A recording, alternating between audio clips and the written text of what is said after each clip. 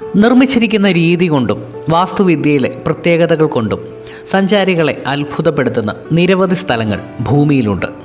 ഓരോ മതസ്ഥരും അവരുടെ ആചാര അനുഷ്ഠാന രീതികൾക്കനുസരിച്ച് ആരാധനാലയങ്ങൾ നിർമ്മിച്ചു. എന്നാൽ ഇന്തോനേഷ്യയിലെ കാഴ്ചയിൽ ആരെയും വിസ്മയിപ്പിക്കുന്ന ഒരു പ്രാർത്ഥനാലയമുണ്ട്.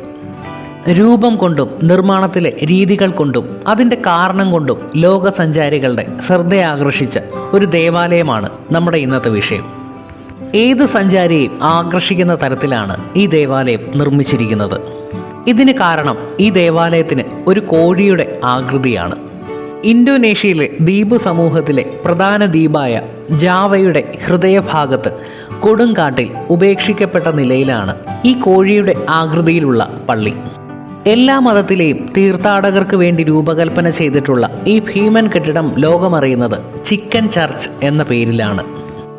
കോഴിയുടെ രൂപവും സാദൃശ്യവും ഉള്ളതുകൊണ്ടാണ് ഇങ്ങനെയൊരു പേര് ഈ പള്ളിക്ക് ലഭിച്ചത്. 1980കളുടെ അവസാനത്തോടുകൂടി ഡാനിയൽ അലാംസ്റ്റ എന്ന വ്യക്തിയാണ് ഈ പള്ളി പണി കഴിപ്പിച്ചത്. അദ്ദേഹത്തിൻ്റെ മനസ്സിൽ ഉദിച്ച ഒരു കാര്യമാണ് പ്രാവിൻ്റെ രൂപകൽപ്പനയിലുള്ള ഒരു ദേവാലയം.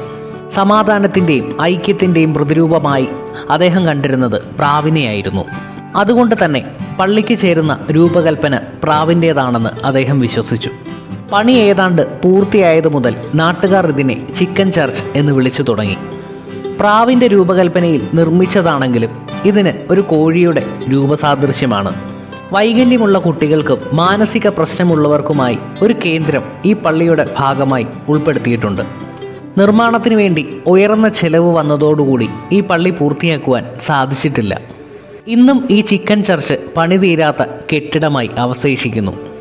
പള്ളിയുടെ ആദ്യ കാഴ്ചയിൽ ഭയം തോന്നുമെങ്കിലും രാജ്യത്ത് ഏറ്റവും ആളുകൾ സന്ദർശിക്കുന്ന ഒരു വിനോദസഞ്ചാര കേന്ദ്രം കൂടിയാണ് ഇത്. പള്ളിയുടെ ഉൾവശം വിജനമായ ഭയം നിറയ്ക്കുന്ന കാഴ്ചകളാണ്. അതുകൂടാതെ ഇതിനോട് ചേർന്ന് തന്നെ ഭൂഗർഭ അറകളുണ്ട്. ഈ അറകളൊക്കെ ചികിത്സാ കേന്ദ്രമായാണ് ഉപയോഗിക്കുന്നത്. ഇന്ന് ഈ പള്ളി നാശത്തിൻ്റെ വക്കിലേക്കാണ് പോകുന്നത്. പല ഭാഗങ്ങളും ജീർണിച്ച് ഒരുപാട് കേടുപാടുകൾ സംഭവിച്ചിരിക്കുന്നു. ഒരു കാലം മുതൽക്ക് തന്നെ ലോകത്തിലെ പല സഞ്ചാരികളെയും ആകർഷിച്ചിരുന്ന ഒരു സ്ഥലമാണ് ഇത്. ഇന്നും ഈ ചിക്കൻ ചർച്ചിൻ്റെ കാഴ്ചകളും ഒപ്പമുള്ള വനപ്രദേശത്തിൻ്റെ കാഴ്ചകളും ലോകത്തിൻ്റെ നാനാഭാഗങ്ങളിൽ നിന്നും ഒരുപാട് സഞ്ചാരികളെയാണ് ഇങ്ങോട്ടേക്ക് എത്തിക്കുന്നത്.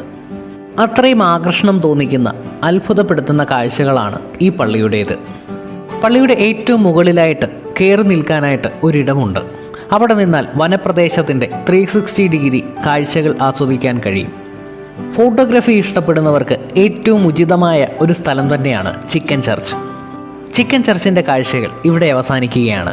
മറ്റൊരു കാഴ്ചയിൽ വീണ്ടും കാണാം.